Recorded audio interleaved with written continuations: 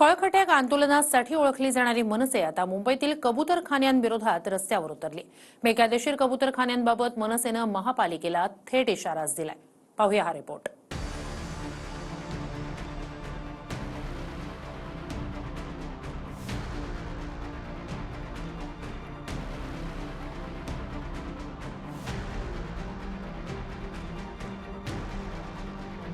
मनसेचं मराठी पाट्यांसाठीचं आंदोलन, मनसेचं रेल्वे भरती संदर्भातील आंदोलन, मनसेचं टोल विरोधातील आंदोलन,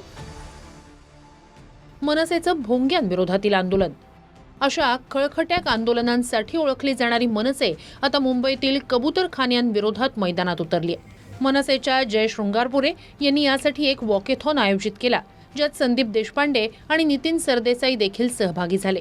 या वॉकेथॉनला मनसेनं कबूतर जा जा जा असं नावही दिलं होतं। मुंबईतील बेकायदेशीर कबूतरखाने बंद झाले पाहिजे, नाहीतर जो कोणी बेकायदेशीर कबूतरखाने तयार करतोय त्याला मनसे स्टाईल धडा शिकवू असा इशाराही देशपांडे यांनी दिलाय। बऱ्याच ठिकाणी इल्लीगली कबूतरखाने आपल्याला तयार होताना दिसत आहेत आणि त्यामुळे तुम्ही पर्यावरणाचा तर ऱ्हास करताय, एक अनैसर्गिकरित्या कबूतर वाढताना दिसत आहेत आणि तो जो तुमचा इकोलॉजिकल बॅलन्स असतो तोही त्याच्यामुळे बिघडतो। अनेक लोकांना श्वसनाचे त्रास या कबुतरांमुळे होत आहेत, त्यांची पिसं सगळीकडे पडलेली असतात, ती श्वसनावाटे जातात। तर मला वाटतं मुंबई महानगरपालिका ह्याच्यामध्ये अजिबात गंभीर वाटत नाही। आज या वॉकेथॉनच्या माध्यमातून आम्ही अवेअरनेस पण करतोय। नाही झालं तर मग आम्हाला रस्त्यावर उतरावं लागेल। हे जे कोण इल्लीगली कबूतरखाने तयार करण्याचा प्रयत्न करतोय त्यांना मग मनसे स्टाईलने धडा शिकवावा लागेल, कायदा हातात घ्यावा लागेल। मग कोणी बोलू नका की मनसेने कायदा हातात घेतला। मुंबईतील कबूतरखान्यांची स्थिती काय? मुंबईत भुलेश्वर, दादर, माहीम, फोर्ट, माटुंगा अशा ठिकाणी अनेक वर्षांपासून कबूतरखाने आहेत। मुंबईत शेकडो कबूतरखाने पाहायला मिळतात, पण महापालिकेकडे फक्त 48 कबूतरखान्यांचीच नोंद आहे। अनेक तक्रारींनंतरही महापालिकेकडून कुठलीही कारवाई नाही। महापालिकेनं दादरसह अन्य कबूतरखान्यांवर दंडात्मक कारवाईचे फलक लावलेत, मात्र हे फलक फक्त दिखाव्यापुरतेच असल्याचं दिसतं। सगळ्यात गंभीर आजार म्हणजे हायपर सेन्सिटिव्ह न्यूमोनायटिस। हायपर सेन्सिटिव्ह न्यूमोनायटिस म्हणजे काय?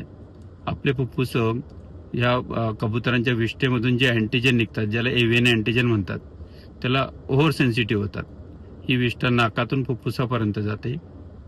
हळूहळू सुरुवातीला ॲलर्जिक लक्षणं, शिंका येणं, ताप येणं याचे गंभीर स्वरूप होऊन नंतर दम्यामध्ये होते। दम्यासारखा त्रास होऊ लागतो आणि कित्येक वर्ष जर हा एक्सपोजर असाच राहिला तर यामध्ये रुग्णाला फुफ्फुस प्रत्यारोपणाची पण वेळ येऊ शकते। आता मनसेच्या इशाऱ्यानंतर तरी महापालिकेला जाग येणार का?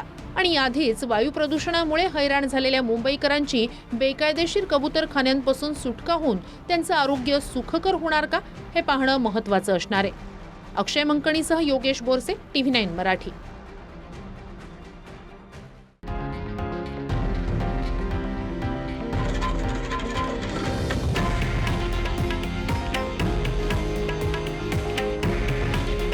हे आहे देशातील नंबर 1 न्यूज नेटवर्क आणि आपण पाहत आहात TV9 मराठी।